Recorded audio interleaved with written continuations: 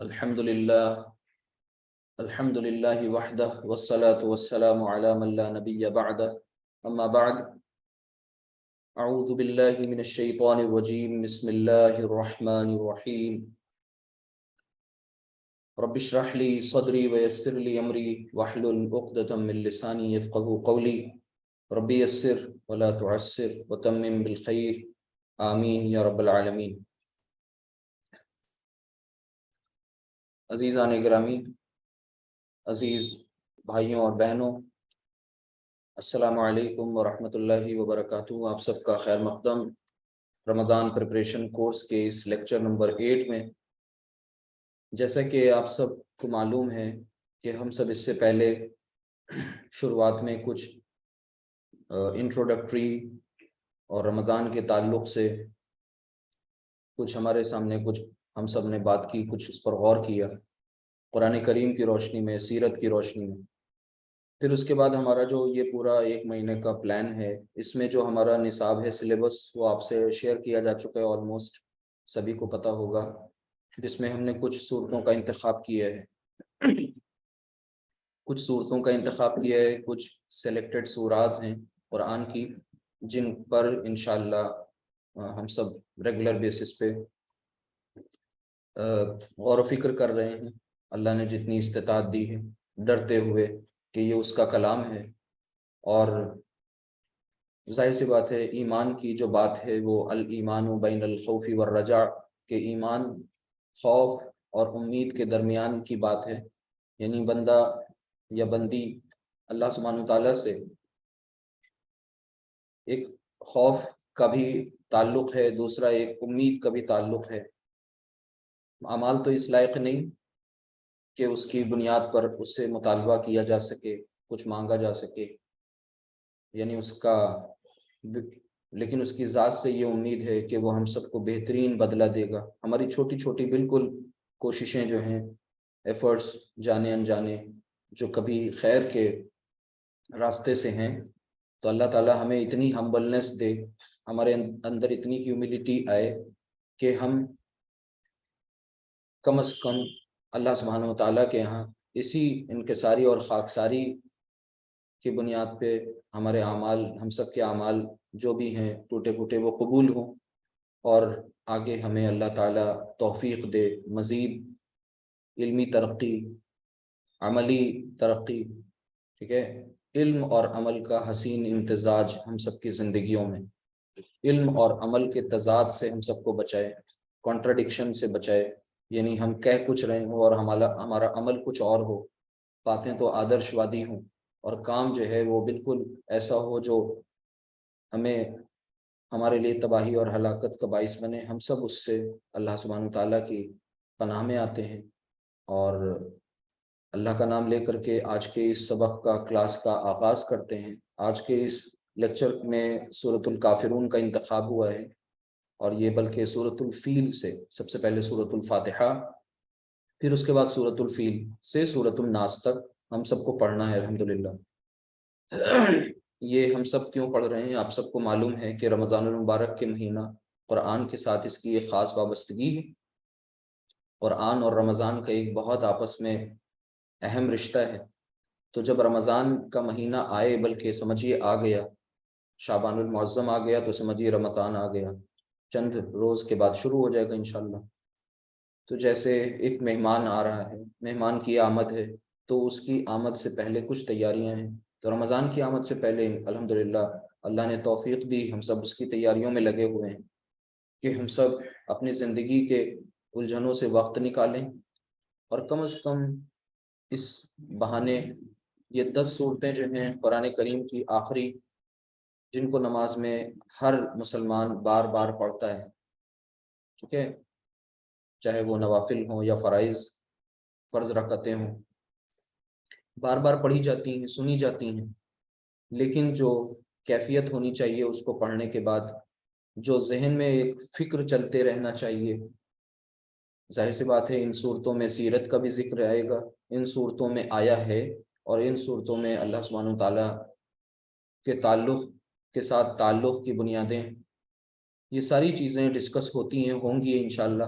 تو جب یہ بات کان میں بار بار گنگناتی رہے، بار بار کان میں یہ صدا آتی رہے، تو انشاءاللہ ظاہر سی بات ہے ہمیں برائیوں سے بچنا، اور جو رمضان کی روح ہے، اسپرٹ ہے، اس کے مطابق ہم کہیں نہ کہیں اللہ کی ذات سے امید کرتے ہیں کہ ہم عمل کرنے والے بنیں۔ سیدھے سے سادے سے انداز میں اسٹریٹ فارورڈ کہیں تو بس یہی کہ قرآن کے ذریعے ہماری زندگی میں تبدیلی آئے، بدلاؤ آئے، چینجز آئیں، پازیٹیو چینجز آئیں، اور ہم سب صرف یوں ہی زبانی کلامی مسلمان نہ ہوں، قانونی مسلمان سب ہیں ہم میں سے، لیکن اللہ کے رجسٹر میں، اللہ کے یہاں جو ایک ایمان والے مومن یا مومنہ کی جو صفات بیان کی گئی ہیں قرآن کریم میں جا بجا، وہ صفات ہمارے اندر ہوں، وہ ان صفات سے ہم متصف ہوں، وہ کوالٹیز ہمارے اندر آئیں، ہم نے انہیں اڈاپٹ کیا ہو، پھر ہم انہیں فردر بڑھا رہے ہوں، انرچ کر رہے ہوں، ہمارا اسپریچول اپلفٹمنٹ ہو، ہماری روحانی ارتقاء اور ترقی ہو، روحانی طور پہ ہم ترقی کریں، بس یہی سب کچھ مقصد ہے۔ کوئی بہت علمی مباحث میں پڑھنا نہیں ہے، اصل میں ہم میں سے اکثر لوگ کرتے یہ ہیں کہ بحث تو بہت ہوتی ہے، لیکن جو واقعی کرنے کے کام ہیں ان سے ہم بہت دور ہوتے ہیں۔ تو کنسٹرکٹیو رہنا ہے، ڈسٹرکٹیو نہیں بننا ہے۔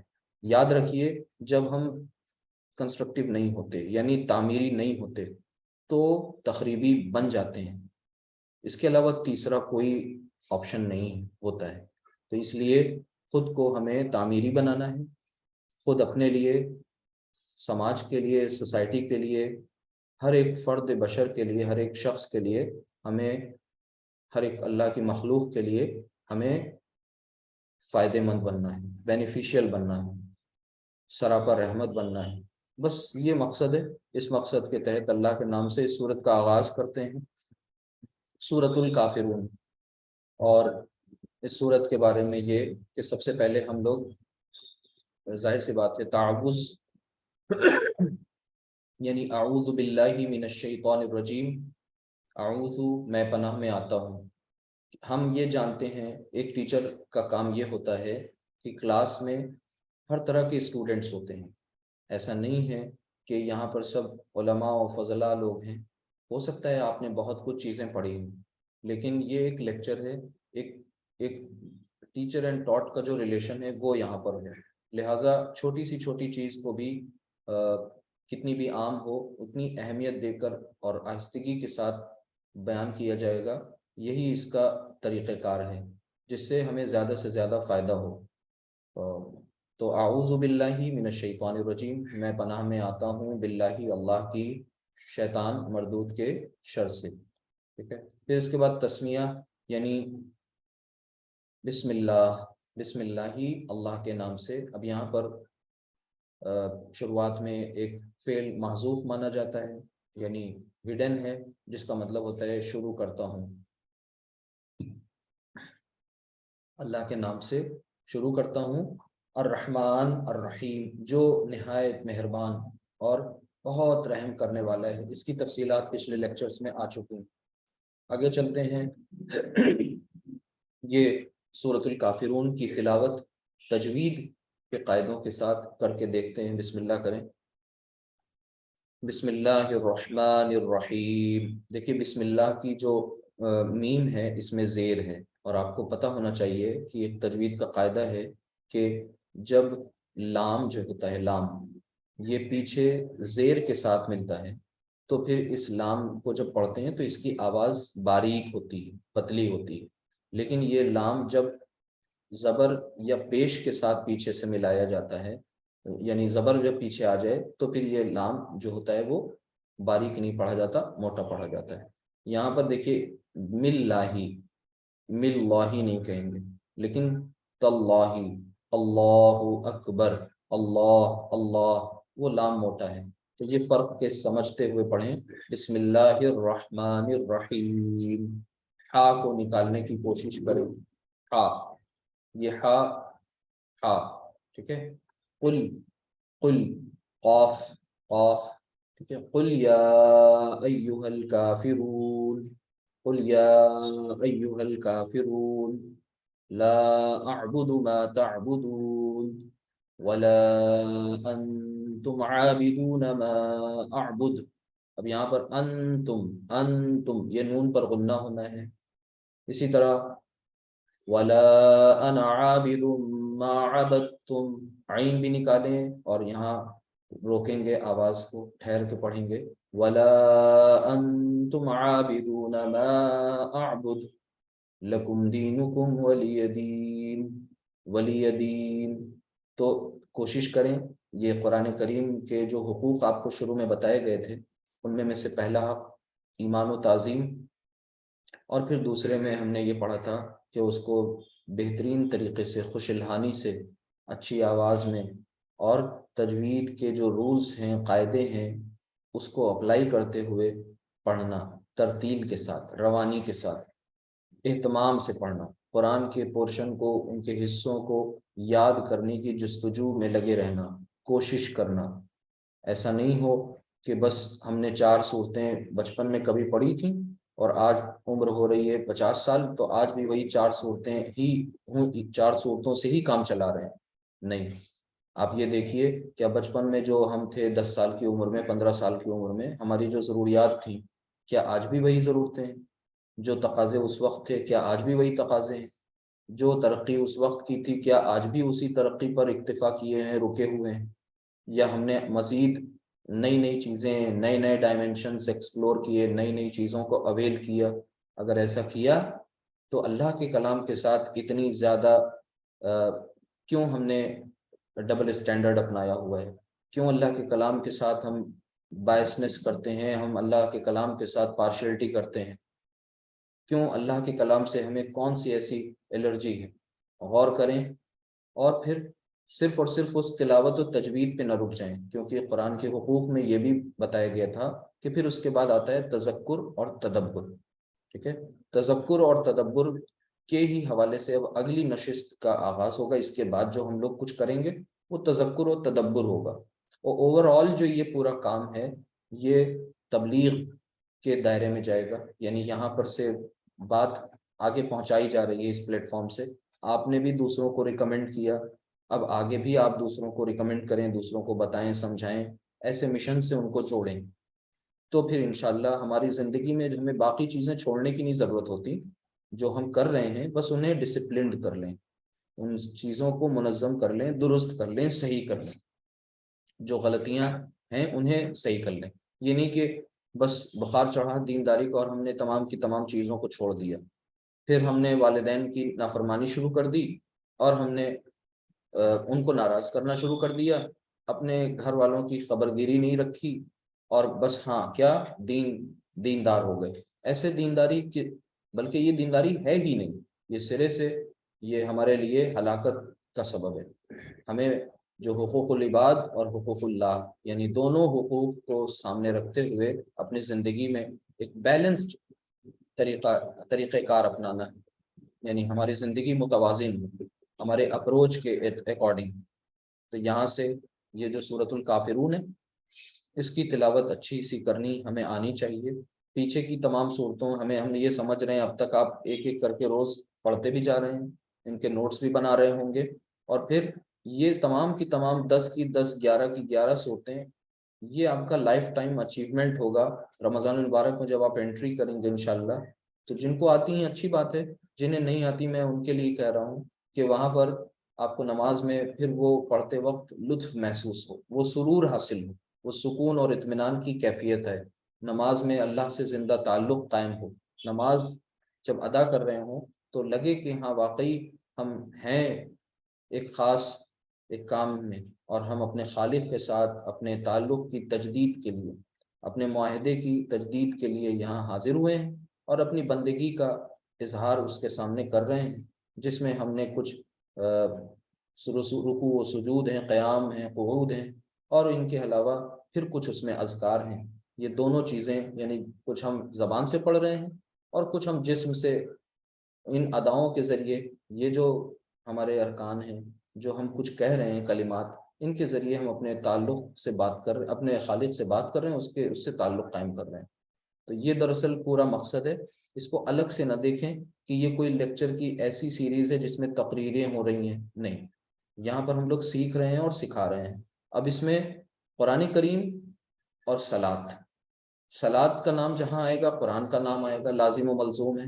جیسے آگ سے گرمی کو نہیں الگ کر سکتے، برف کو ٹھنڈک سے نہیں الگ کر سکتے، ویسے ہی قرآن اور صلاۃ الگ نہیں ہو سکتے، ایسے ہی رمضان اور قرآن الگ نہیں ہو سکتے۔ تو جب بھی رمضان کا نام آیا تو قرآن کی طرف دھیان گیا، اس لیے ہم لوگ قرآن کی کچھ صورتوں کو سمجھنے، پڑھنے، جاننے کی کوشش میں لگے ہوئے ہیں۔ اللہ تعالی ہم سب کے اس سفر کو آسان کرے۔ آگے دیکھیے، اب یہاں پر ترجمہ آئے گا۔ اس ترجمے سے پہلے آپ کو یہ بتاتے چلیں، جو سورۃ الکافرون ہے، یہ مصحف میں اس کا جو سیکوینس نمبر ہے وہ 109 ہے، ٹھیک ہے، اور اس کے بعد اس میں جو آیات ہیں وہ 6 آیتیں، 6 آیات ہیں اونلی۔ ظاہر سی بات ہے رکوع ایک ہی، اور یہ سورۃ الکافرون کا پہلے ہم لوگ ترجمہ دیکھیں گے، اس کے بعد پھر اس پر کچھ غور کریں گے، اس سے ہمارے لیے کیا میسج ہے، کیا ہمیں اس سے ہدایت ملی، اور ہم اپنے نبی کریم صلی اللہ علیہ وسلم سے کیا اس صورت کے ذریعے کچھ تعلق قائم کر پا رہے ہیں۔ چلیے دیکھتے ہیں آگے، بسم اللہ کرتے ہیں۔ تو سب سے پہلے قل یا ایھا الکافرون، ترجمہ یعنی قل، یہ جب قل آتا ہے نا تو یہ ایک فعل امر، یعنی یہ وہ ورب ہے جو حکم دینے کے لیے ہم استعمال کرتے ہیں۔ قل یعنی کہہ دیجئے، قل کہیے، کہو، قل هو اللہ احد، قل سامنے والے سے سیکنڈ پرسن سے کہا جا رہا ہے آپ کہہ دیجئے، تم کہو، کیا کہو، یا ایھا الکافرون، اے کافرون۔ اب یا ایھا، جو لوگ گرامر پڑھ رہے ہیں ان کو پتہ ہوگا کہ یہاں پر یا حرف ندا ہے اور الکافرون منادہ ہے، اور اس کے بیچ میں آپ نے یہ ایھا کا اضافہ کیا ہے، کیوں؟ کیونکہ یہ معرف باللام اسم ہے، الکافرون، تو یا ایھا الکافرون، اے کافرون۔ اب یہ کون کہہ رہا ہے؟ یہ نبی کریم صلی اللہ علیہ وسلم سے سب سے پہلے یہ بات کہی جا رہی کہ آپ کافروں کو خطاب کر کے یہ کہیے کہ اے کافروں، تو وہی بریکٹ میں لکھ دیا گیا اے نبی صلی اللہ علیہ وسلم آپ کہہ دیجئے کہ اے کافروں، کیا کہہ دیجئے؟ آگے بات کیا کی جا رہی ہے؟ لا اعبد ما تعبدون، لا نہیں، اعبدو، اب اعبدو، نعبدو، تعبدو، اب جو لوگ گرامر پڑھ رہے ہیں وہ جان رہے ہیں کہ یہ اعبدو فعل ہے اور اس کا ٹینس بھی ان کو پتہ چل رہا ہے۔ ما تعبدون، ٹھیک ہے، ما اور پھر تعبدون، تو ان کا ترجمہ دیکھ لیجئے، لا نہیں، اعبدو میں ان کی عبادت کروں گا، یعنی میں ان کی عبادت نہیں کروں گا، ٹھیک ہے، ما تعبدون جن کی تم عبادت کرتے ہو، جن کی تم عبادت کرتے ہو۔ پھر اس کے بعد ولا اور نہیں، انتم عابدون یعنی تم عبادت کرنے والے ہو، تم سب جو وہ لوگ ہیں کافر ان کے لیے انتم آیا، انتم عابدون ما اعبد جس کی عبادت میں کرتا ہوں۔ پھر اس کے بعد ولا انا عابد ما عبدتم اور میں ان کی عبادت کرنے والا نہیں جن کی عبادت تم نے کی ہے۔ پھر اس کے بعد ولا انتم عابدون ما اعبد اور نہ تم اس کی عبادت کرنے والے ہو جس کی عبادت میں کرتا ہوں۔ پھر آخری آیت لکم دینکم ولی دین، تمہارے لیے تمہارا دین، میرے لیے میرا دین۔ تو یہاں پر آپ نے ایک چیز یہ نوٹس کی کہ ابھی صرف اور صرف یہ ترجمے کی بات ہے، آپ اس کو بائفرکیٹ کریں تو لا اعبدو اور پھر ما تعبدون، اسی طرح ولا انتم عابدون یہ ایک حصہ ہو گیا، پھر ما اعبد، اسی طرح ولا انا عابدم، اصل میں عابدن ہے، تجوید کے قاعدے اپلائی ہوئے تو میم پہ شد لگ گئی، عابدم ما عبدتم ہو گیا، یہ ایک حصہ۔ ولا انتم عابدون ما اعبد لکم دینکم ولی دین، ٹھیک ہے۔ قل یا ایھا الکافرون، اب یہاں پر قل ایک حصہ، یا ایھا الکافرون۔ تو اس طریقے سے جنہوں نے گرامر کلاسز اٹینڈ کی ہیں، ہم آپ سب سے یہ آپ سب کے لیے مشورہ ہے آپ سب کے لیے یہ ایک اپیل ہے کہ کم از کم آپ کی زندگی کی مہلت ختم ہو، مہلت عمل ختم ہو، فرصت ملے ہی نہ، ٹھیک ہے، اس سے پہلے ہم یہ سوچیں کہ کیا ہمیں اللہ کے کلام کی زبان نہیں سیکھنی چاہیے؟ کیا ہمارے اندر یہ صلاحیت نہیں ہے کہ ہم سیکھ سکیں؟ دنیا کے ہم بڑے بڑے ہم نے جو ہے کام کیے ہوئے ہیں، اور بہت بڑی بڑی باتیں کی ہیں، اور صحیح میں کی ہیں، واقعتاً کی ہیں، اور لیکن اللہ کے اس کلام کی زبان جو ہم سب کے لیے مشعل راہ ہے، ہدایت کا سرچشمہ ہے، الٹیمیٹ گائیڈنس ہے، سورس آف الٹیمیٹ گائیڈنس، اس کو ہم نے بالکل یکسر فراموش کیا ہوا ہے، نظر انداز کیا ہوا ہے۔ کیا یہ ہماری مجرمانہ غفلت نہیں؟ کیا اس کے لیے ہم مجرم قرار نہیں دیے جائیں گے؟ کم از کم ان سوالوں پہ غور تو کریں۔ وہ بات الگ ہے کہ سیکھنا چاہیے یا نہیں سیکھنا چاہیے، لیکن کم سے کم سوچیں تو صحیح، کیا یہ بھی کوئی کرنے کا کام ہے؟ کیا یہ کرنا ضروری نہیں ہے؟ اللہ کے کلام کی زبان اور اللہ کا کلام، اور اس کے ساتھ ہمارا یہ لا تعلقی، حد درجہ لا تعلقی، کہ ہمارے پاس دن بھر کا 1 گھنٹہ نہیں ہے، اتنی بھی مہلت نہیں ہے، ہم اپنے ٹائم ٹیبل میں، شیڈیول میں کہیں پر بھی اس 1 گھنٹے کو فارغ نہیں کر پا رہے ہیں، پھر بھی ہم اللہ کے بندے ہیں، پھر بھی ہم رسول کے امتی ہیں، پھر بھی ہم محبت کرنے میں بڑھ چڑھ کے دعوے کرنے والے ہیں۔ کیسے یہ سب چیزیں چلیں گی؟ سوچنا پڑے گا، غور و فکر کرنی پڑے گی، ورنہ ظاہر سی بات ہے کہ ہم سب یوں ہی کفِ افسوس ملتے رہ جائیں گے، اور اللہ سبحانہ و تعالیٰ کے ذریعے جو سعادتیں ہمارے حصے میں آنے والی ہیں ان سے کہیں ہم محروم نہ رہ جائیں۔ تو خود کو محروم نہیں رکھنا ہے، خود کو ان بشارتوں کا مستحق بنانا ہے، اور وہ جو بشارتیں ہیں ایمان والوں کے حصے، ان میں اپنا حصہ بھی ہمیں لینا ہے انشاءاللہ۔ تو سب ارادہ کریں اپنے آپ سے، اور اس بات پر ڈٹ جائیں کہ ہم انشاءاللہ عربی زبان سیکھیں گے۔ اتنی مشکل نہیں ہے جتنا ہم نے سمجھا ہوا ہے، بہت سی دوسری زبانیں سیکھی ہیں، لیکن ایک زبان اسی کو نہیں سیکھ رہے ہیں۔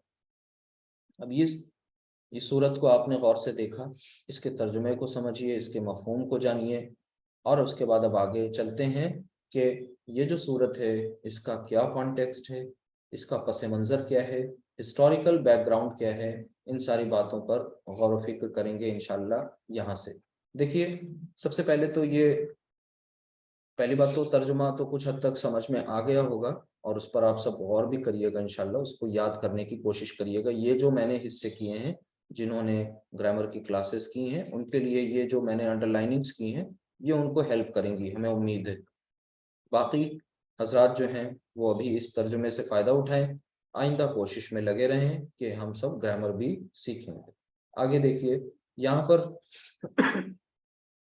کچھ چیزیں ہیں کہ ظاہر سی بات ہے ہمیں یہ پتہ ہونا چاہیے کہ اس صورت کا کانٹیکسٹ کیا ہے، اس کا ہسٹوریکل بیک گراؤنڈ کیا ہے، یعنی یہ تاریخی پس منظر کیا ہے، اس کا کن حالات میں یہ صورت نازل ہو رہی ہے، کیا حالات چل رہے ہیں، ان کو دھیان سے سمجھیے گا، اس پورے کانٹیکسٹ کو۔ دیکھیے، آپ سب کو پتہ ہے کہ نبی کریم صلی اللہ علیہ وسلم کی بعثت آخری نبی، خاتم النبیین، خاتم المرسلین کے طور پر ہوتی ہے، ٹھیک ہے؟ آپ صلی اللہ علیہ وسلم آخری نبی، آپ کے بعد کوئی نبی نہیں آنے والا، کوئی رسول نہیں آنے والا۔ اب یہ جو رسالت کا سلسلہ ہے، یہ ہوتا کیوں ہے؟ دھیان سے سمجھیے۔ اللہ سبحانہ وتعالیٰ نے جب تمام ارواح، یعنی آدم علیہ السلام سے لے کر کے آخری روح جو دنیا میں آنے والی ہے، آخری انسان کی آخری روح، تو ان سب کو عالم ارواح میں جمع کیا، اور ان سب سے عہد الست لیا۔ کیا عہد الست؟ الست بربکم قالوا بلا، کہ کیا میں تمہارا خدا نہیں ہوں، کیا میں تمہارا رب نہیں ہوں؟ سب نے ایک آواز کہا کہ قالو، یعنی سب نے کہا، بلا شہیدنا، کہ وائی ناٹ، ہم سب اس پر گواہ ہیں، یہ بات سب نے کہی۔ پھر اس کے بعد آپ غور کریے کہ اللہ تعالیٰ کا رحم و کرم، ایک اللہ کا کرم یہ ہوا، دوسرا کرم اور دیکھیے کہ اللہ سبحانہ وتعالیٰ نے ہم سب کے اندر ایک اندرونی عدالت لگا رکھی ہے۔ کون سی؟ وہ یہ ہے کہ ہم غلط کو غلط، صحیح کو صحیح، ٹھیک ہے، سفید کو سفید اور کالے کو کالے سمجھنا جانتے ہیں. یہ عقل، یہ شعور، یہ انٹیلیجنس، یہ انٹیلیکٹ ہمیں اللہ نے نوازا ہے، دیا ہے. اچھا، اس کی بنیاد پر ہم کو یہ تو پتہ چل جاتا ہے میرے ساتھ یہ غلط ہو رہا ہے. ہم جان جاتے ہیں کہ یہ چیزیں غلط ہو رہی ہیں. اس کا مطلب غلط کو غلط سمجھتے ہیں تبھی تو جان جاتے ہیں میرے ساتھ یہ غلط ہو رہا ہے. یعنی غلط اور صحیح کے درمیان فرق کرنے کا جو میکینزم ہے وہ ہمیں معلوم ہے. ایک بات. دوسری چیز یہ کہ جب ہم کچھ غلط کرتے ہیں تو ہمارے دل میں اس کا کھٹکا ہوتا ہے، ہم اندر سے گلٹ فیل کرتے ہیں. ٹھیک ہے، اندر سے ہی ایک آواز آتی ہے کہ یہ کام مت کرو، ہرگز، خبردار. دوسری آواز آتی ہے نہیں کر لو، پھر ایک آتی ہے نہیں کرو، پھر آتی ہے نہیں کر لو، ارے اس میں یہ مزہ ہے، یہ فائدہ ہے. اچھا، دوسری آواز آئی، مزہ تو ہے لیکن بہت بڑا گناہ ہے. ارے ٹھیک ہے، کوئی بات نہیں، گناہ ہوگا، توبہ کر لینا، ابھی تو توبہ کے دروازے کھلے ہوئے ہیں، ابھی کہاں موت آنے جا رہی ہے، پھر ابھی عمرے پہ بھی تو جانا ہے، پھر اس کے بعد حج کر لینا. تو یہ تسلی. پھر اس کے بعد ارے ہم اتنے بھی گئے گزرے تھوڑی، ہم تو بہت اچھے اچھے کام بھی تو کرتے ہیں، ایک آدھ غلطی ہوگی تو کیا ہوا، اللہ معاف کر دے گا، غفور الرحیم ہے. یہ ساری کی ساری چیزیں یہ چلتی رہتی ہیں. یہ ریزسٹنس، یہ کشاکش، صحیح اور غلط کے درمیان، جھوٹ اور سچ کے درمیان دو چیزیں ہیں جو ذہن میں سے آ رہی ہیں اور برابر آپس میں ٹکرا رہی ہیں. پھر انسان الٹیمیٹلی ایک پر جم جاتا ہے، فیصلہ کر لیتا ہے.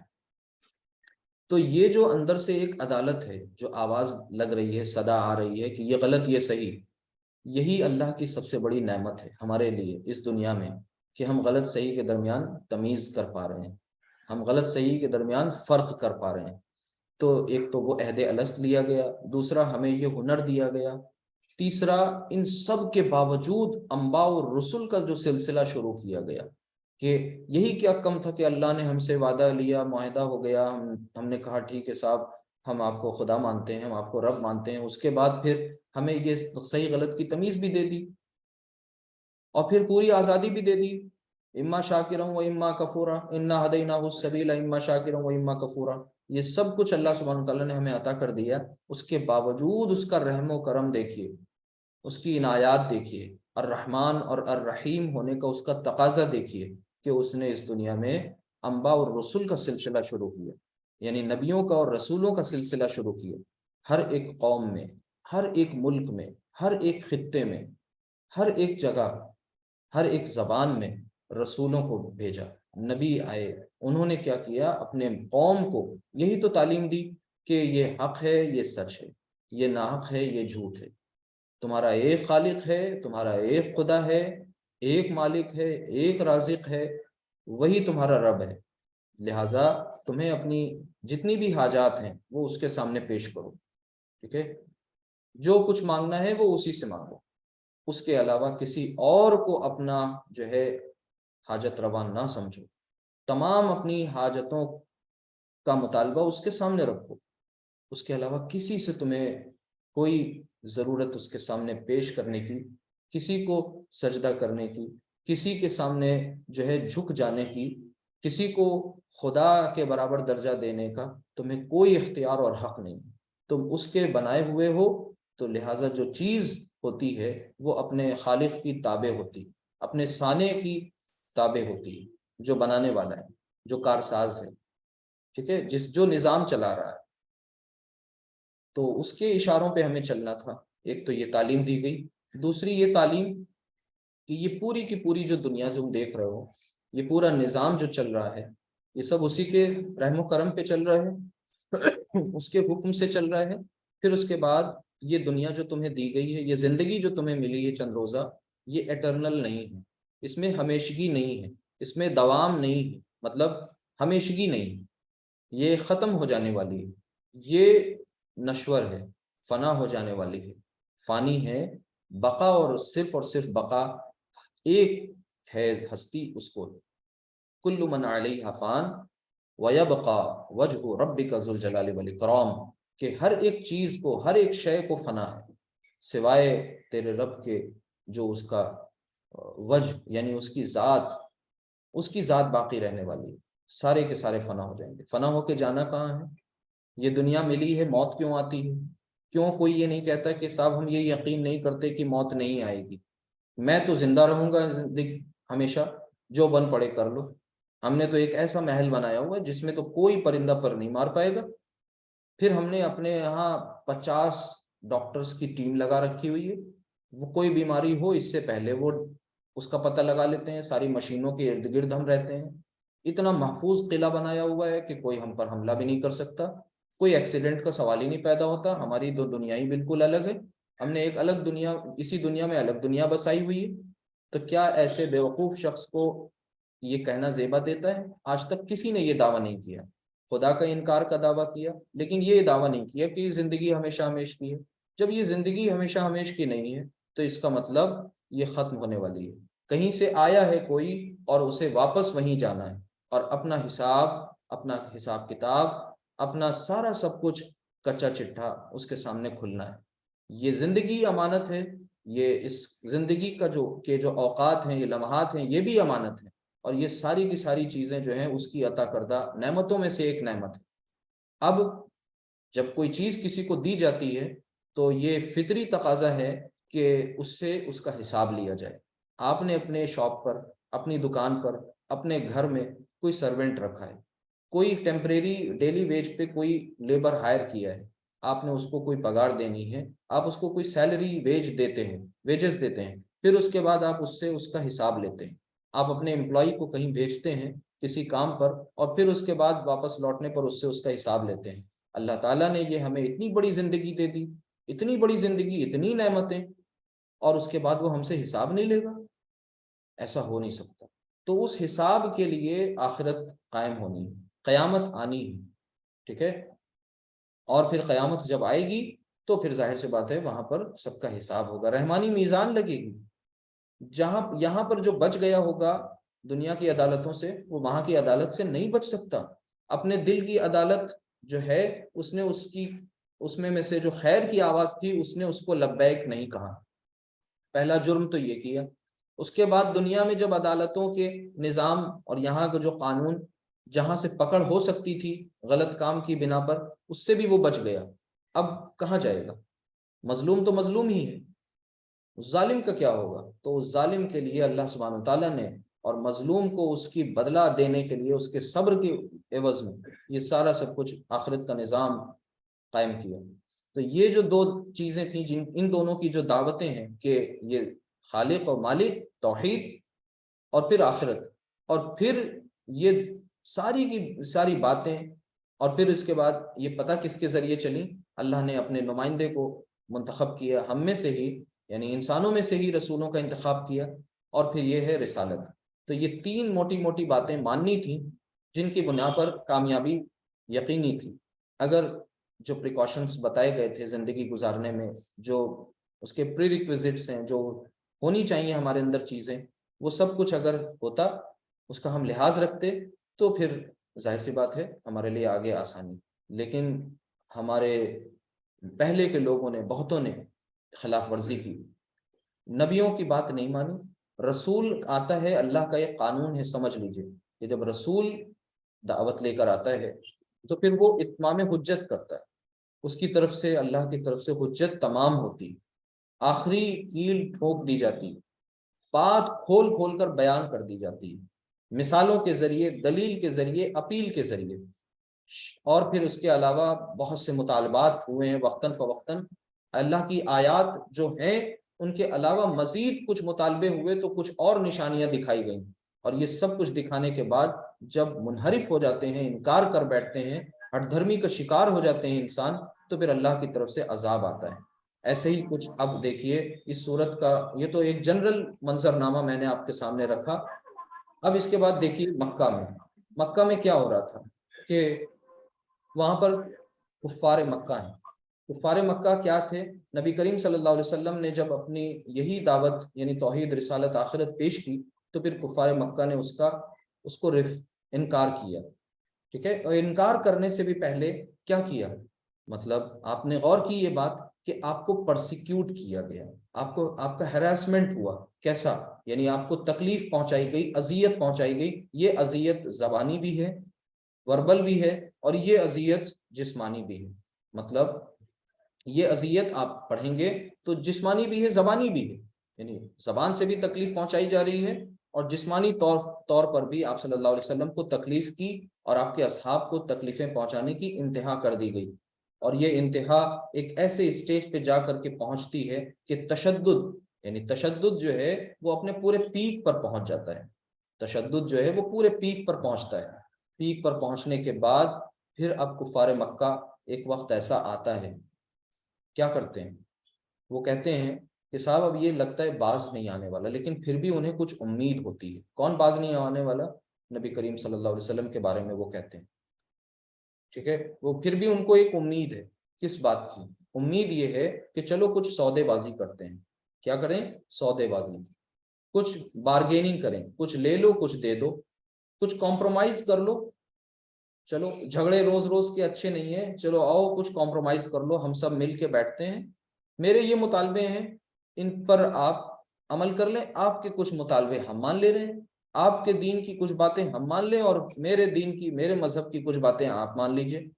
یہ جو سودے بازی کرنے وہ آئے، بارگیننگ کرنے آئے، مول بھاؤ کرنے آئے، تو اس میں ان کو امید نظر آ رہی تھی کہ شاید کچھ دال گل جائے، لیکن ظاہر سی بات ہے اللہ کے نبی صلی اللہ علیہ وسلم کہاں کچھ ماننے والے، وہ تو مزید قربانیوں پہ قربانیاں، مزید پریشانیوں پہ پریشانیاں، چیلنجز در چیلنجز آتے جا رہے ہیں، ثابت قدمی کے پہاڑ، استقامت کے پہاڑ، کہ ان الذین قالوا ربنا اللہ ثم استقاموا، کہ ان الذین قالوا، یقیناً وہ لوگ جو قالوا، جنہوں نے کہا ربنا اللہ، کہ ہمارا رب تو اللہ ہے، اور ثم استقاموا، پھر اس پر استقامت کے ساتھ، جمع مردی کے ساتھ ڈٹ گئے، جم گئے، اور پھر ڈٹ گئے، جم گئے، تو ان کے لیے آگے بشارتیں ہی بشارتیں، تتنزل علیہم الملائکۃ الا تخافوا ولا تحزنوا وابشروا بالجنۃ التي کنتم توعدون۔ ظاہر سی بات ہے جب یہ اس کام پہ کوئی ڈٹ جائے، جم جائے، تو اس کے اوپر فرشتوں کا پھر نزول، تتنزل علیہم الملائکہ، اب یہ فرشتوں کا نزول جو ہے فی الحیات دنیا و فی الآخرہ، اس دنیاوی زندگی میں بھی اور اس کے بعد آخرت میں بھی یہ فرشتوں کا نزول ہوتا ہے۔ اللہ تعالیٰ کی طرف سے سکینت، رحمت، اللہ کی طرف سے انعامات کی بارشیں، یعنی یہ جو مصیبتیں تھیں، پریشانیاں تھیں، اس میں صبر و مصابرت، صبر و استقامت، فرم ڈٹرمنیشن کے ساتھ اللہ کے نبی صلی اللہ علیہ وسلم اپنے اصحاب کے ساتھ ڈٹے ہوئے ہیں، جمے ہوئے ہیں۔ اور سنیے، یہاں پر جو مصیبتیں ہیں نا، پریشانیاں جو ہیں، وہ یک طرفہ دی جا رہی ہیں۔ اس میں حکم کیا آتا ہے؟ کفو ایدیکم، ہاتھوں کو اپنے باندھے رکھو، کوئی بدلہ نہیں لینا، no retaliation even in self defence, اپنے دفاع میں بھی تمہیں کوئی بدلہ نہیں لینا۔ کیوں نہیں لینا؟ ظاہر سی بات ہے یہاں پر تمہیں استقامت کا پہاڑ بننا ہے، یہاں پر تمہیں وہ کچھ کر دکھانا ہے کہ ان کی اپنے شرارتوں کی جو ہمتیں ہیں وہ پست ہو جائیں اور پھر وہ ہمت ہار جائیں۔ اللہ سبحانہ وتعالیٰ کی طرف سے اس صورت میں، ایسے میں یہ صورت نازل ہوتی ہے جب وہ کمپرومائز کی پیشکش کرتے ہیں، اور پھر اس میں صاف دو ٹوک بالکل الفاظ میں کہہ دیا جاتا ہے کہ کوئی گنجائش نہیں، یعنی یہاں پر یہ جو آگے اسی طرح سورۃ القلم میں ایک آیت ہے جس میں یہ بات کہی گئی ہے کہ ودو لو تدہن فیدہنون، یعنی یہ آیت جو ہے سورۃ القلم کی ہے، اور سورۃ القلم میں یہ سیکوینس نمبر ہے 68 اور آیت نمبر 9 ہے۔ اس صورت میں اللہ سبحانہ وتعالیٰ کا فرمان ہے کہ وہ تو چاہتے ہیں کہ آپ صلی اللہ علیہ وسلم ذرا ڈھیلے پڑیں تو وہ بھی ڈھیلے پڑ جائیں، یعنی یہ آ گئی نا بات سودے بازی والی، کہ یہ جو سودے بازی والا معاملہ وہ کرنے آئے تھے، تو وہ یہ چاہ کر آ رہے ہیں، ان کی انٹینشن یہ ہے کہ کچھ تھوڑا سا ابھی یہ پیچھے ہٹ سکتے ہیں، وہ یہ سوچ رہے ہیں، وہ ان کی اپنی خام خیالی ہے، وشفل تھنکنگ ہے، ٹھیک ہے، تلکل امانی، یہ ان کی امانی ہے، تو وہ چاہتے ہیں کہ آپ صلی اللہ علیہ وسلم ذرا ڈھیلے پڑیں تو وہ بھی ڈھیلے پڑ جائیں، یعنی ایک طرح سے ان کی ہار ہو چکی ہے اخلاقی طور پہ، علمی طور پہ، ٹھیک ہے، مورل ایتھیکل جو ویلیوز ہیں ان اعتبارات سے بھی ان کی ہار ہو گئی، لیکن پھر بھی ابھی وہ یہ امید میں لگائے بیٹھے ہیں۔ پھر کیا ہوتا ہے؟ اسی طرح آپ دیکھیے کہ پھر جو یہ آیات نازل ہوئیں، ان آیات میں یہی کچھ بتا دیا گیا کہ اب جو ہے کوئی گنجائش نہیں باقی، گنجائش کوئی نہیں باقی، یعنی یہاں یہ جو بات کہی جا رہی ہے نا لا اعبدو، آپ دیکھیے لگتا ہے ایسا ہے کہ یہاں پر کوئی آیات کی تکرار ہے، لیکن دراصل یہ تکرار نہیں، تو ہے ہی بظاہر دیکھنے میں لگ رہی ہے، لیکن یہاں پر پریزنٹ، پاسٹ، فیوچر تمام ٹینسز میں ساری باتوں کو بالکل ایک دم ریفیوٹ کر دیا گیا ہے. یعنی ایسا ممکن پہلے بھی نہیں تھا کہ پہلے بھی کبھی ان معبودان باطلہ کی پرستش، پوجا، عبادت نہیں کی گئی ہماری طرف سے، اور آج بھی نہیں کی جا رہی ہے اور آئندہ بھی نہیں کی جائے گی، اور تم نے بھی یہی عمل کیا ہوا ہے. تو پھر اس صورت کا جو شروعات ہے وہ اس انداز میں ہوتی ہے کہ قل یا ایھا الکافرون. یعنی آپ اس بات پر غور کریں، اس پورے منظر نامے کو دھیان میں رکھیں کہ انبیاء اور رسول کی بعثت کیوں ہوتی ہے، پھر اس کے بعد وہ کیوں دنیا میں آتے ہیں، اللہ کا پیغام کیا ہوتا ہے، اور کیا پیغام میں مماثلت رہتی ہے ہمیشہ، مشابہت، سملیرٹی آپ نے دیکھا. پھر اس کے بعد آپ یہ بھی دیکھ رہے ہیں کہ پھر اس مخصوص ماحول میں جس وقت نبی کریم صلی اللہ علیہ وسلم کے ساتھ یہ سارے حالات درپیش ہیں، اس وقت آپ صلی اللہ علیہ وسلم کا اسوہ کیا ہے، آپ کا طریقہ کار کیا ہے. اور آپ جانتے ہیں کہ آپ نے جو یہ انداز ہے پیغام پہنچانے کا ہے، کنوے کرنے کا جو طریقہ کار ہے، وہ قرآن کریم نے بہت خوبصورت انداز میں بتایا گیا ہے، ہم کو جا بجا ہم سب کو سکھایا گیا ہے. وہ کیا ہے؟ ادعو الی سبیل ربک بالحکمت والموعظۃ الحسنۃ وجادلہم باللتی ہی احسن، کہ ادعو، بلاؤ، الی سبیل ربک بالحکمت، الی سبیل ربک، اپنے رب کی راستے کی طرف حکمت کے ساتھ، والموعظۃ الحسنۃ، اور بہترین نصیحت کے ساتھ، وجادلہم باللتی ہی احسن، اور اگر ضرورت پڑے تو مجادلہ کرو، ڈیبیٹ کرو، لیکن وہ بھی احسن طریقے سے، کہیں پر تہذیب کا دامن ہاتھ سے نہ چھوٹنے پائے. پھر یہ بھی بتا دیا گیا کہ ان کے ساتھ کیسا سلوک کرنا ہے. یہ بھی بتا دیا گیا کہ لست علیہم بمسیطر، یعنی تم داروغہ نہیں ہو، تم لائبل نہیں ہو، اکاؤنٹیبل نہیں ہو اس بات کے کہ لوگ ادھر نہیں آ رہے ہیں. فذکر انما انت مذکر، تمہارا کام صرف اور صرف یہ ہے ذکر، یعنی فذکر، یاد دہانی کرو، نصیحت کرو، انما انت مذکر، یقیناً صرف اور صرف نصیحت جو ہے وہ فائدہ پہنچانے والی شے ہے. تو یہ کچھ طریقہ کار بتا دیا گیا، اس کی حتی الامکان آخری حد تک پوری کوشش کی گئی، احسن طریقے سے اللہ کے نبی صلی اللہ علیہ وسلم نے ان پر اتمام حجت کر دی. اب جب یہ بات اچھی طرح کنفرم ہو گئی کہ اب یہ ایمان لانے والوں میں سے نہیں ہیں، اب یہ ہٹ دھرمی پر ڈٹ گئے ہیں، تعصب کی بنا پر ان کے اندر فیلنگز آ گئی ہیں، اور یہ حق کو جان کر کے حق سے منحرف ہو رہے ہیں، انکار کر رہے ہیں، تو پھر ان کو الکافرون کے ساتھ خطاب کیا گیا. ورنہ سب سے پہلا جو خطاب نبی کریم صلی اللہ علیہ وسلم نے، یا ایھا الناس قولوا لا الہ الا اللہ تفلحوا، اے لوگو تم یہ کہو کہ الہ ایک ہے، ایشور ایک ہے، اللہ ایک ہے، تم کامیاب ہو جاؤ گے، تمہیں سفلتا مل جائے گی. کیسی سفلتا؟ جو موکش کی سفلتا ہے، جو سیلویشن ہے، جو نجات ہے، جہاں پر پھر انسان گہما گہمی کی کسی زندگی میں نہیں رہتا ہے، پھر وہ نفس مطمئنہ کے اسٹیج پہ پہنچ جاتا ہے. تو وہ اس کی بات جب کی گئی تو یا ایھا الناس کہا گیا، اے لوگوں کہا گیا. قرآن میں بھی یا ایھا الناس کہا گیا. یہاں پر دراصل اعلان براءت ہے، ہاتھ کھڑے کیے جا رہے ہیں اس اعتبار سے کہ اب اعلان براءت، یعنی بیزاری کا اعلان، کہ ہمارا اور تمہارا راستہ جو ہے اب وہ جدا جدا، ہمارے تمہارے راستے اب ایک نہیں ہو سکتے. حق اور باطل، اور ان کے درمیان الفرقان جو ہے وہ یہ قرآن ہے. القرآن، الفرقان کہتے ہیں فرق کرنے والا، حق اور باطل کے درمیان. تو یہ قرآن جو ہے فرق کرنے والا. تو یہ جب بات پتہ چل گئی کہ قل یا ایھا الکافرون، تو ان کو یہ خطاب کیا گیا کہ اے کافرون. ٹھیک ہے، یہ خطاب تھوڑا سا اس اعتبار سے دیکھا جائے، اس پہلو کے اعتبار سے، تو تھوڑا ہارشنس ہے اس کے اندر. وہ اس لیے ہے کیونکہ یہ بات اچھی طرح پتہ چل گئی ہے کہ اب یہ ضد اور تعصب کا شکار ہے. ان کے دلوں میں یہ بات ان کو اچھی طرح معلوم ہو گئی کہ سچ یہی ہے، حق یہی ہے، لیکن یہ مان نہیں رہے. تو پھر ان سے کہا گیا، ہر ایک ٹینس میں یہاں پر بات ہو گئی کم و بیش، کہ حال میں بھی، ماضی میں بھی، مستقبل میں بھی، کہ یہ تو کبھی ٹریڈیشن رہی ہی نہیں ہے کہ ہم نے ان معبودان باطلہ کی پرستش کی جن کی تم پوجا کرتے ہو، جن کی تم عبادت کرتے ہو، ہم ان کی عبادت کیوں کرنے والے ہیں. تو پھر ان کا جو آخری بھرم تھا، جو ان کا آخری جو ایک طریقے سے یوں سمجھ لیجیے امید تھی، سہارا تھا، وہ بھی بالکل ٹوٹ گیا، اور وہ الٹیمیٹلی ڈس اپوائنٹ ہو گئے.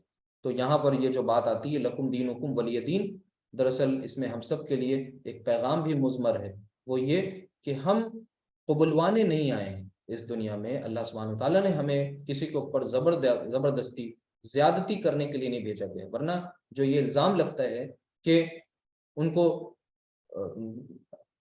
طاقت کے زور پر ان سے اسلام قبول کروا لیا، تو یہاں پر تو کرایا جا سکتا تھا طاقت کے زور پر نہیں، بلکہ ان سے اعلان براعت کیا گیا، ان سے ایک طریقے بیزاری کا اعلان کیا گیا کہ تمہارے راستے الگ ہیں اور ہمارے راستے الگ ہیں، اب ہم دونوں کا سماگم نہیں ہو سکتا، حق اور باطل ایک ساتھ یہاں کو ایگزسٹ نہیں کر سکتے۔ اس ماحول میں، کس ماحول میں؟ جہاں یہ بات بتائی جا رہی ہے، تو وہاں پر یہ کہا گیا کہ یہ کمپرومائز پر ہم راضی نہیں، اور ظاہر سی بات ہے کمپرومائز تبھی ہوتا ہے جب شرطیں ایک دوسرے کی قبول ہوتی ہیں، تو یہاں پر شرطیں قبول نہیں تھیں، لہٰذا کمپرومائز نہیں ہوا اور ان کے لیے انکار کر دیا گیا، کیونکہ اللہ کی جو چیزوں میں انہیں ملاوٹ کی ہوئی تھی۔ اب آپ کے ذہن میں یہ بھی ایک بات آ رہی ہوگی، جو مکہ کے کفار جن کو کہا جاتا ہے کفار مکہ، دراصل وہ مشرکین ہی تو تھے، یعنی وہ شرک کی مرض میں مبتلا تھے، اللہ کو تو مانتے تھے وہ، ایسی بات نہیں ہے، جب وہ کبھی کسی مجدھار میں پہنچتے تھے، ایسی جگہ جہاں پر سے ان کا پھر بچنا تھوڑا مشکل ہو جاتا تھا، تو پھر وہ اپنے ان معبودان باطلہ کو نہیں پکارتے تھے جو بہت سے ہوتے تھے، پھر وہ ایک خالص اللہ کو پکارتے تھے، اور اللہ نام سے وہ اچھی طرح واقف تھے۔ یہ نام تو بعد میں جب الرحمن قرآن میں آیا جا بجا، تو اس پر انہوں نے اعتراض کیا کہ یہ کون سا نیا نام آ گیا، تو پھر سورہ بنی اسرائیل میں ان سے کہا گیا کہ قل ادعوا اللہ او ادعوا الرحمن ایما تدعوا فلہ الاسماء الحسنی، کہ اسے قل ادعوا اللہ کہو، یا اب ادعوا الرحمن، یا رحمان کے نام سے پکارو، سارے ہی نام اچھے ہیں، اسی کے ہیں، کوئی بھی نام سے پکارو، یہ سب اسی کے نام ہیں۔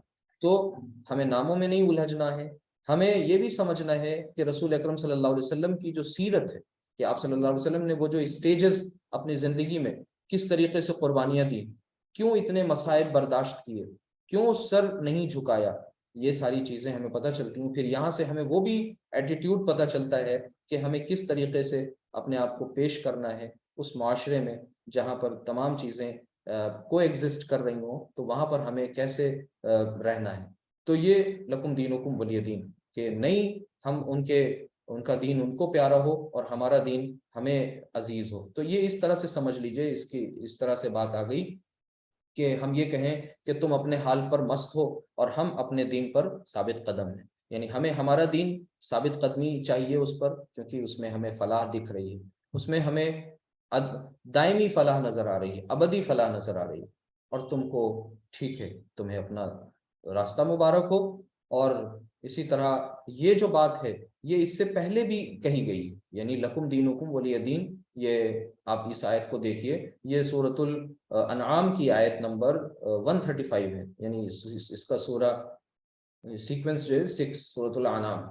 قل یا قوم اعملوا علی مکانتکم انی عامل فسوف تعلمون من تکون له عاقبۃ الدار انہ لا یفلح الظالمون، کہ کہہ دیجئے اے میری قوم کے لوگوں، یا قومی، یا قومی، اے میری قوم کے لوگوں، اعملوا، ٹھیک ہے، کر لو، علی مکانتکم انی عامل، کر لو جو کچھ کر سکتے ہو اپنی جگہ پر، میں بھی کر رہا ہوں، انی عامل یعنی میں بھی کر رہا ہوں، یقیناً میں بھی کر رہا ہوں جو مجھے کرنا ہے، فسوف تعلمون، تو عن قریب تمہیں معلوم ہو جائے گا، من تکون له عاقبۃ الدار، کہ کس کے لیے ہے عاقبت کا گھر، انہ لا یفلح الظالمون، یقیناً ظالم کبھی فلاح نہیں پائیں گے۔ تو اب وہ ایک الگ معاملہ ہے کہ ہم سب نے کافر کو، ظالم کو، اور اسی طریقے سے ان اصطلاحات کو بہت محدود کر دیا ہے۔ یہ اس چیز کو بھی سمجھ لیں کہ کافر اصل کہتے کسے، کافر کے جو روٹ لیٹرز ہیں کاف فارا، ٹھیک ہے، یہ دراصل صرف اس لیے نہیں آتا کہ ہم اس کو اس کانٹیکسٹ میں دیکھیں، ہم اس کو اس طرح بھی دیکھا کریں کہ اللہ سبحانہ تعالیٰ قرآن میں یہ بھی کہتا ہے کہ جو کوئی ہمارے ودھان، ہمارے سموِدھان، یعنی اللہ کے جو قانون کے مطابق جو فیصلہ نہیں کرتے، وہی ظالم ہیں، وہی فاسق ہیں، یعنی نافرمان، اور وہی لوگ جو ہیں کافر ہیں۔ اب آپ سوچئے، اس اعتبار سے ہم اپنی زندگیوں کا بھی جائزہ لے لیں۔ ہم لوگ بہت جلدی خوش ہو جاتے ہیں، ہم لوگ بہت جلدی جو ہے آروپ پرتیاروپ والا گیم کھیلنے لگ جاتے ہیں، ہم بہت جلدی یہ کرنے لگ جاتے ہیں کہ ہم اپنے آپ کو بہت جلدی بچاتے ہیں، فارغ کرتے ہیں ان ساری چیزوں سے کہ یہ ہمارا تذکرہ نہیں ہو رہا تھا، یہ ابو لہب کا تھا، ابو جہل کا تھا، نہیں۔ دراصل ہم سوچیں تو صحیح کہ وہ جو کردار تھے اس دور میں، منافقین کے کردار، مشرکین کے، کفار کے بالعموم، یہ سب جو کردار تھے، یہ کردار کے جو کچھ کیریکٹرسٹکس تھے اس دور میں، کیا وہ کیریکٹرسٹکس پازیٹیو یا نیگیٹو وہ ہمارے اندر کس درجے تک آئے ہیں؟ کیا ہم نے ان کیریکٹرسٹکس کو اپنایا ہے یا قرآن کے آئیڈیلز جو ہیں ان کے مطابق زندگی ہم گزار رہے ہیں؟ ورنہ تو پھر یہی بات ہو جائے گی کہ یہ کوئی پرانا قصہ بیان ہو گیا۔ نہیں، ہمارے لیے ٹیک اوے یہ ہے کہ ہم اپنے آپ میں یہ سوچیں کہ ہم نے ظلم کیا کیا۔ کیوں؟ کیونکہ ہم جب نماز پڑھتے ہیں تو وہاں پر دعا معصورہ پڑھتے ہیں، اللہم اے اللہ انی ظلمت نفسی ظلمن کثیرا، کہ میں نے یقیناً ظلم کیا اور وہ بھی بہت ظلم کیا اپنی جان پر، ظلمت نفسی۔ اب کس بات کا ظلم کیا؟ ربنا ظلمنا انفسنا وان لم تغفر لنا وترحمنا لنکونن من الخاسرین، یہاں پر بھی ظلم کی بات آ گئی۔ تو ہم یہ سوچیں کہ ہم اس دور میں کون سا بڑے ظلم کا ارتکاب کر رہے ہیں، اور زیادہ پیچھے نہ جائیں، تھوڑا سا غور کر لیں تو پتہ چل جائے گا کہ ہم اپنے اصل پہ اب باقی نہیں رہ گئے، اور ہم بہت منحرف ہو گئے، بہت چینج ہو گئے، بہت کچھ ہم نے چیزیں گڑمٹ کی ہوئی، مکسنگ ہو گئی، صحیح غلط کو ملایا ہوا ہے۔ ہمارا نام صرف خالی اردو نام، عربی نام بچا ہے، کچھ رسومات ہیں، کچھ شناخت ہے ظاہری طور پہ جن کی وجہ سے ہم مسلمان جانے پہچانے جا رہے ہیں، ورنہ عمومی طور پر اگر ہم سب اپنا اپنا جائزہ لے لیں تو بہت خرابیاں ہیں، بہت خرابیاں ہیں۔ اور کیا یہ وہ کردار نہیں ہے کہ ہم اللہ کے نبی صلی اللہ علیہ وسلم کی سیرت سے دور دور تک ہمیں کوئی واسطہ نہیں، اللہ کے کلام سے ہمیں کوئی شوق نہیں، کوئی شوق نہیں، کوئی ذوق نہیں؟ کتنے لوگ ہیں ہم میں سے جو قرآن کے ساتھ اپنا تعلق استوار کر رہے ہیں، جوڑ رہے ہیں؟ اللہ نے جس کام کے لیے ہمیں اس زمین پر بھیجا ہے، جس کام کے لیے ہم سب یہاں ہیں، کیا ہم وہ کام کر رہے ہیں؟ وہ کام کیا تھا؟ یہی تھا کہ تمہیں لوگوں کے لیے فائدہ مند بننا ہے، نفع بخش بننا ہے۔ اب فائدہ اور نفع کی جو ڈیفینیشن ہے وہ اس کو سمجھ لیا جائے گا۔ نفع بخش بنے تو پہلے، بینیفیشیل بنے تو، جب تک ہم نفع بخش نہیں بنیں گے تو پھر ہم زمین میں نہیں جمائے جائیں گے، یعنی ہم نفع بخش ہوں گے تو جمائے جائیں گے، ورنہ ہم کو جو ہے اللہ تعالیٰ زمین میں جمائے گا نہیں، اور پھر ذلت و مسکنت ہم پر چھا دی جائے گی۔ یہی کچھ یہود کے ساتھ ہو رہا تھا، اور یہی کچھ اب یہ امت مسلمہ جو ہے یہ بالکل ویسے ہی ساری چیزیں خود اپنے حصے کرنے کو تیار ہے۔ یعنی ایک طریقے سے اپنے حالات پہ اگر دیکھا جائے تو ہم روز یہ کہہ رہے ہیں کہ ہمارے زبان حال سے یہ بات کہہ رہے ہیں کہ آ جائے ہم پر، اللہ بچائے، بس حفاظت کرے، ورنہ اب کوئی کمی نہیں رہ گئی ہے کہ کوئی عذاب آنے والا ہے بہت بڑا۔ تو سوچیں صحیح، اپنا محاسبہ کریں اور غور و فکر کریں، سیرت کا مطالعہ کریں، قرآن کریم کے ساتھ زندہ تعلق کو قائم کریں، اللہ تعالیٰ کے ساتھ اپنے تعلق کو مزید مضبوط اور مستحکم کریں، اس کی جو تعلق کی بنیادیں ہوں، فاؤنڈیشنز ہوں، وہ مضبوط ہوں، اور صرف قرآن کو مخصوص کر کے نہیں پڑھیں کہ بس ہم نے اس کو جو ہے اس دور میں پڑھنا ہے 1450 سال 1500 سال پہلے، نہیں، آج کے اس دور میں قرآن کا ہمارے لیے، ان کی آیات کا ریلیونس کیا ہے، یہ کتنی ہمارے لیے ریلیونٹ ہیں آیات، یہ ہم دیکھیں، ان میں ہمارے لیے فائدے کی چیزیں کیا ہیں، آج ہمارے مسائل کا ان میں حل کیا ہے۔ جب یہ ان آنکھوں سے قرآن کو دیکھیں گے تو واقعی آنکھیں کھلی کی کھلی رہ جائیں گی، اور پھر ہر ایک آیت میں ہمیں اپنا ذکر ملے گا، اور قرآن کہتا بھی ہے کہ یہ تو اس میں تمہارا ہی ذکر ہے، تو کیا تم غور نہیں کرتے؟ تو اللہ تعالی ہم سب کو غور کرنے کی توفیق عطا فرمائے، آپ سب کے آنے کو یہاں قبول کرے، اور اللہ تعالی ہم سب کو عمل کی توفیق عطا فرمائے۔ اقول قولی ھذا واستغفر اللہ لی ولکم۔ السلام علیکم ورحمۃ اللہ وبرکاتہ۔